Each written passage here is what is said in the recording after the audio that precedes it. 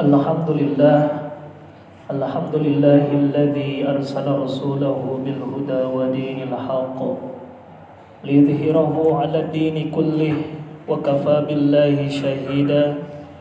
Asyhadu an la ilaha illallah wahdahu la syarika lah wa asyhadu anna Muhammadan 'abduhu wa rasuluh. Allahumma salli wa sallim ala sayyidina wa maulana Muhammadin wa ala alihi wa sahbihi wa man tabi'ahum ila yaumiddin, amma ba'du. Faya ayyuhal hadirun, usikum wa nafsi bitaqwallah faqad fazal muttaqun. Qala Allah ta'ala fil Qur'anil Karim, A'udzu billahi minasy syaithanir rajim. Bismillahirrahmanirrahim. Ya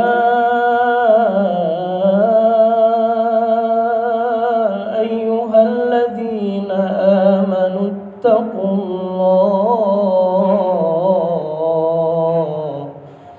ittaqullaha haqqa tuqatih wa la tamutunna illa wa antum muslimun.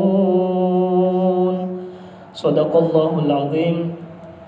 Alhamdulillah, puja kita panjatkan ke zat Allah Azza wa Jalla. Puji kita panjatkan kepada Allah Rabbul Izzati. Syukur kita panjatkan kepada Allah yang Maha Ghafur, di mana pada saat ini di hari yang mulia kita dapat berkumpul, bertatap wajah, bersilaturahmi, menjalin ukhuwah Islamiyah. Semoga setiap langkah yang kita langkahkan mendapatkan nilai ibadah di sisi Allah Subhanahu wa taala. Amin. Salawat beserta salam semoga tercurah limpahkan ke pangkuan baginda tercinta, hakim termulia, yakni baginda Nabi besar Muhammad sallallahu alaihi wasallam, tak lupa pada keluarganya, para sahabatnya, sampai kepada kita selaku umatnya, yang mudah-mudahan kita mendapatkan syafaatnya. Amin ya rabbal alamin. Hadirin jamaah Jum'ah yang dimuliakan Allah Subhanahu wa taala, berdirinya khatib di sini mengajak khususnya untuk diri khatib sendiri dan umumnya untuk hadirin sekalian. Marilah kita meningkatkan keimanan dan ketakwaan kita kepada Allah Subhanahu wa taala dengan takwa yang sebenar-benarnya. Imtithalu awamirillah wajtinabu nawahihi, menjalankan segala perintah Allah dan menjauhi larangannya. Karena orang yang bertakwa adalah balasannya surga, al-jannatu uiddatil muttaqin. Hadirin yang dimuliakan Allah Subhanahu wa taala, dalam sebuah kitab dijelaskan bernama Nasaihul Ibad bahwa Abu Bakar Siddiq radhiyallahu an, sahabat Rasulullah sallallahu alaihi wasallam, berkata dalam nasihatnya bahwa ada 5 kegelapan dan lampunya atau penerangnya ada 5. Ada 5 kegelapan dan lampunya juga 5. Yang pertama, cinta akan dunia adalah sebuah kegelapan dan lampu penerangnya adalah takwa kepada Allah Subhanahu wa taala. Rasulullah sallallahu alaihi wasallam bersabda dalam hadisnya, hubbud dunya ra'su kulli khati'atin. Cinta akan dunia adalah sumbernya kesalahan.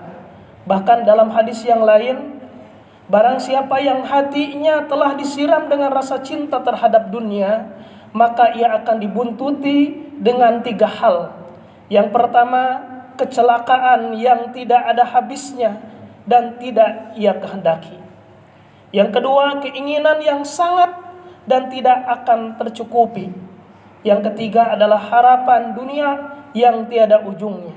Maka pantas ketika orang yang mencintai dunia di luar batas, berlebih-lebihan, sehingga dia lupa akan akhirat, lupa akan ibadah. Karena begitu cintanya terhadap dunia, maka dunianya menjadi gelap untuk dirinya, untuk keluarganya, sehingga tingkah pola, tingkah laku, pikiran hatinya senantiasa gelap. Haus akan kekuasaan, haus akan kursi dan jabatan, bahkan yang na'udzubillah melakukan sesuatu yang tidak adil. Naudzubillahi min dzalik.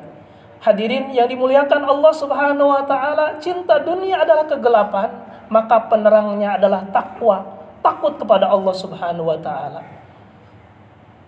Ulama mengatakan takwa di sini adalah imtitsalu awamirillah wajtinabu nawahihi, menjalankan segala perintah Allah dan menjauhi larangannya. Apa yang Allah perintahkan ia laksanakan, apa-apa yang Allah larang ia tinggalkan. Ketika cinta terhadap dunia begitu berat, begitu sangat, maka jangankan dia melaksanakan perintah Allah, ya, bahkan larangan pun dia laksanakan.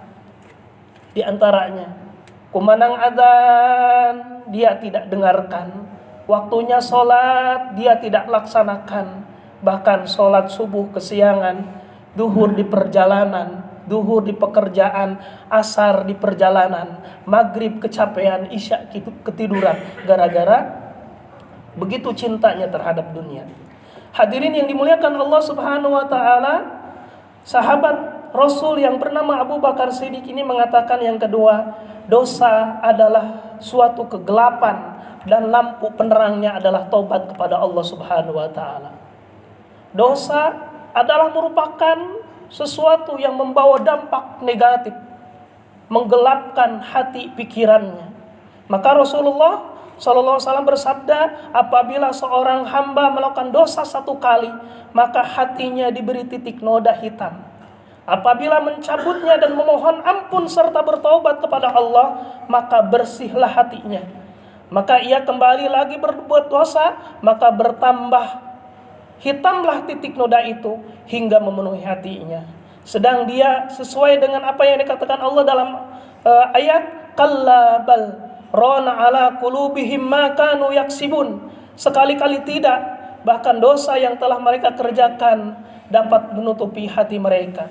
Jadi dosa ini ketika dilakukan satu kali menjadi titik hitam, 2 kali, 3 kali, bahkan dari sedikit kita lakukan dosa, maka yang ada titik hitam ini menjadi memenuhi hati kita, sehingga kebenaran, nasihat, kebaikan tertolak gara-gara dosa yang begitu banyak yang dilakukan manusia. Maka penerangnya adalah taubat kepada Allah Subhanahu wa taala. Tubu ilallahi taubatan nasuha. Kembali kepada Allah dengan sebenar-benarnya taubat. Maka orang yang berdoa, kenapa doanya tertolak? Orang yang berdoa, kenapa Allah tidak mengijabahi doanya? Mungkin salah satu penyebabnya, kata Imam Hasan Al-Basri, adalah dosa yang berada dalam diri manusia itu sendiri. Dosa mata yang pernah melihat yang diharamkan, dosa telinga yang pernah mendengarkan hal-hal yang diharamkan, mendengarkan gosip. Dosanya mulut pernah mengatakan kekurangan orang lain. Dosanya kaki pernah melangkah ke tempat maksiat. Semua dosa yang pernah kita lakukan nanti akan dipertanggungjawabkan di hadapan Allah Subhanahu wa taala. Na'udzubillahi min dzalik. Mudah-mudahan hadirnya kita di tempat ini menjadi penggugur dosa, menjadi penghapus dosa karena kebaikan kita, karena niat baik kita melaksanakan ibadah kepada Allah Subhanahu wa taala. Hadirin yang dimuliakan Allah Subhanahu wa taala, lalu yang ketiga, kata Abu Bakar Siddiq, kubur adalah kegelapan dan lampu penerangnya adalah kalimat la ilaha illallah. Lakinu mautakum la ilaha illallah. Ajarkan oleh kamu orang yang meninggal dunia itu, kata Nabi, kalimat la ilaha illallah. Bahkan dalam hadis yang lain, siapa yang mampu mengucapkan la ilaha illallah maka dakhulal jannah, jaminannya adalah surga. Kubur gelap, maka ada namanya barzah atau istilah lainnya kubur. Kubur adalah alam yang gelap gulita, tempatnya menanti untuk datangnya hari kiamat. Orang yang meninggal dunia masuk ke alam kubur, lubang yang begitu kecil, dihimpit dengan himpitan yang luar biasa. Orang yang melakukan kemaksiatan jauh dari Allah ketika di dunianya, maka kuburannya menjadi gelap. Kuburan adalah gelap gulita. Ditanya tak mampu menjawab.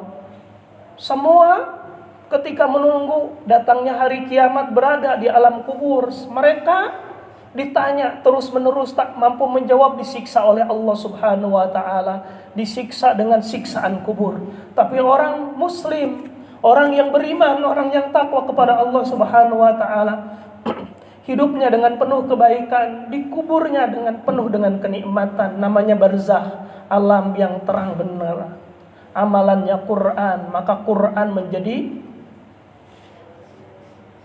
penasehat. Al-Quran menjadi syafaat, penolong, penjamu bagi orang-orang yang melaksanakan baca Al-Quran ketika di dunianya. Amalan sholat menjadi penerang kuburnya, karena ketika di dunianya senantiasa dia bukan mengisi yang wajib saja, tapi yang sunat ia laksanakan. Hadirin yang dimuliakan Allah Subhanahu wa taala. Kemudian yang keempat, kata Abu Bakar Siddiq, akhirat adalah kegelapan dan lampu menerangnya adalah amal soleh. Akhirat begitu gelap, tapi penerangnya adalah amal soleh. Di antara amal soleh yang disebutkan dalam hadis Nabi, amal soleh yang menerangi kehidupan di akhirat, di antaranya ada 7. Yang pertama, hendaklah ikhlas dalam ibadah. Mudah-mudahan sholatnya kita ikhlas karena Allah Ta'ala. Baca Quran kita kan ikhlas karena Allah Ta'ala. Sedekah kita ikhlas karena Allah Ta'ala, karena adalah itu amalan yang menerangi di kehidupan akhirat kelak nanti kita. Yang kedua adalah bakti kepada orang tua. Maka Rasulullah mengatakan ridhonya Allah tergantung ridhonya orang tua, murkanya Allah tergantung murkanya orang tua. Maka anak-anak yang hari ini sukses, anak-anak yang hari ini berhasil, dimudahkan dalam belajarnya, diberikan kemudahan dalam usahanya, diberikan kelancaran dalam bisnis dan ekonominya, kehidupannya, mungkin karena ada amalan dia berbakti kepada orang tua. Bahkan tidak sedikit cerita ada orang-orang yang kehidupannya dimudahkan terus, bahkan melimpah ruah uang, jabatannya tinggi, rumahnya mewah, mobilnya banyak. Pas ditelusuri, orang yang ini ternyata dia mampu menghormati, mampu memuliakan yang namanya ibu dan ayahnya. Mudah-mudahan kita yang hadir ini adalah anak-anak dari orang tua kita, maka kita muliakan. Mumpung orang tua kita yang ada, muliakanlah. Yang sudah wafat, ziarahi kuburnya, kita doakan. Mudah-mudahan mereka nanti yang sudah wafat, terang kuburnya, dimasukkan ke dalam surganya. Amin ya rabbal alamin. Yang ketiga, amalan penerang di akhirat adalah silaturahmi. Kata Rasul, barang siapa yang menjalin silaturahmi, Allah panjangkan umurnya, Allah jembarkan rezekinya. Orang yang gemar sedekah, orang yang gemar silaturahmi, maka rezekinya tak kurang, terus mengalir karena gemar silaturahmi. Panjang umurnya karena gemar silaturahmi. Kemudian yang keempat, amalan penerang akhirat adalah tidak menyia-nyiakan usia dalam bermaksiat. Hidup kita tak lama, ada yang 70 tahun, 90 tahun, 100 tahun, bahkan ada yang meninggal dunia pada saat dilahirkan. Ibunya meninggal dunia, anaknya juga meninggal dunia. Ada yang sebaliknya, ibunya meninggal dunia, anaknya yang selamat. Tapi juga ada yang selamat kedua-duanya. Kehidupan tak lama, tapi bisa jadi bahagianya yang lama nanti di akhirat, karena kebaikan, kesolehan yang dilakukan ketika hidup ini sebentar, tapi kemaksiatan yang dilakukan maka sengsaranya lama di akhirat nanti. Na'udzubillahi min dzalik. Kemudian yang kelima, hadirin, amalan yang menerangi di akhirat adalah tidak mengikuti kehendak hawa nafsu. Allah berfirman dalam surah An-Nazi'at, wa amma man khafa maqama rabbih wa nahan nafsa 'anil hawa. Adapun orang-orang yang takut akan kebesaran Allah Subhanahu wa taala dan senantiasa menahan hawa nafsunya, maka Allah tempatkan di surganya kelak. Fa innal jannata hiyal ma'wa. Kemudian yang keenam, sungguh-sungguh dalam melaksanakan taat. Karena di kanan kiri kita ada malaikat raqib dan atid, pencatat kebaikan dan keburukan. Siapa yang sholatnya khusyuk, maka sang pencatat kebaikan ini yang bertindak. Tapi yang sholatnya tidak khusyuk, bercanda, main-main, apalagi heureuy, maka dicatatlah oleh pencatat malaikat keburukan. Di kantor kita melakukan kebaikan terhadap teman kita, membantu saat teman kita lapar, membantu saat teman kita kesusahan, maka mencatatlah malaikat kebaikan. Tapi di kantor ada uang kita korupsi, ada uang kita ambil, padahal itu bukan hak milik kita, maka pencatat keburukanlah yang bertindak. Na'udzubillah. Kemudian yang terakhir, yang ketujuh, memperbanyak zikir kepada Allah Subhanahu wa taala adalah amal penerang kita di akhirat. Mudah-mudahan dimanapun kita berada, kapanpun kita, dimanapun, di rumah, di kantor, dimanapun, senantiasa zikrullah, zikir kepada Allah Subhanahu wa taala. Yang terakhir, hadirin yang dimuliakan Allah Subhanahu wa taala, kata Abu Bakar Siddiq, siratal mustaqim adalah kegelapan dan lampu penerangnya adalah al-yaqin.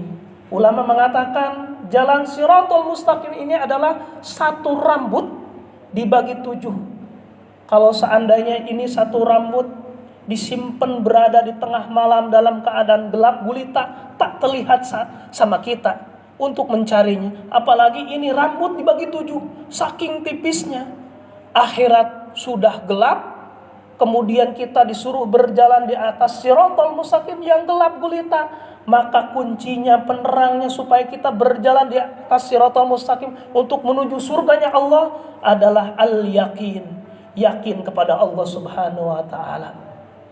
Amalan orang-orang yakin, orang yang selamat di siratal mustaqim, bahkan kata Nabi, ada amalan yang berjalan ke siratal mustaqim sampai secepat kilat, seperti kilat menyambar, adalah sholat berjamaah.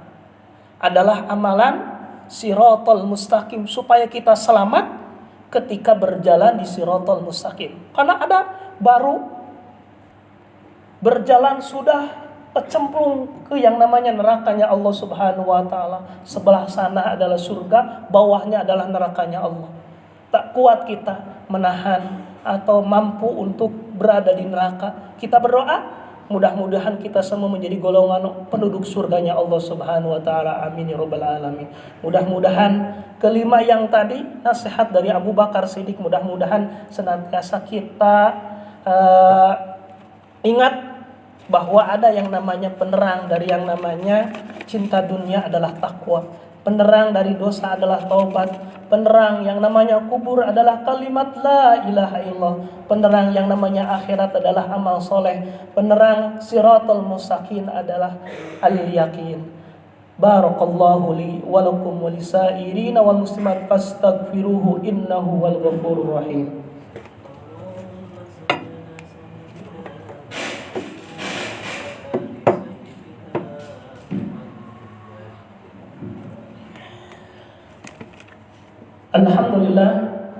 Alhamdulillahilladzi an'ama 'alaina bi ni'matil iman wal islam. Asyhadu an la ilaha illallah wahdahu la syarikalah wa asyhadu anna Muhammadan abduhu wa rasuluh. Allahumma shalli wa sallim ala sayyidina wa maulana Muhammadin wa ala alihi wa man tabi'ahum ila yaumil qiyamah. Amma ba'du, fa ya ibadallah, usikum wa nafsi bitaqwallah faqad fazal muttaqun. Qala Allah Ta'ala fil Qur'anil Karim, a'udzu billahi minasyaitonir rajim. Bismillahirrahmanirrahim. Innallaha wa malaikatahu yusholluna 'alan nabi. Ya ayyuhalladzina amanu shallu 'alaihi wa sallimu taslima. Allahumma ighfir lil mu'minina wal mu'minat wal muslimina wal muslimat al-ahya'i minhum wal amwat. Innaka sami'un qaribun mujibud da'awat. Wa ya qadiyal hajat, wa ya qadiyal hajat, wa ya qadiyal hajat birahmatika ya arhamar rahimin. Ibadallah, innallaha ya'muru bil adli wal ihsan wa ita'i dzil qurba wa yanha 'anil fahsya'i wal munkari wal baghi ya'idukum la'allakum tadhakkarun wa la dzikrullahi akbar. Aqimissalah.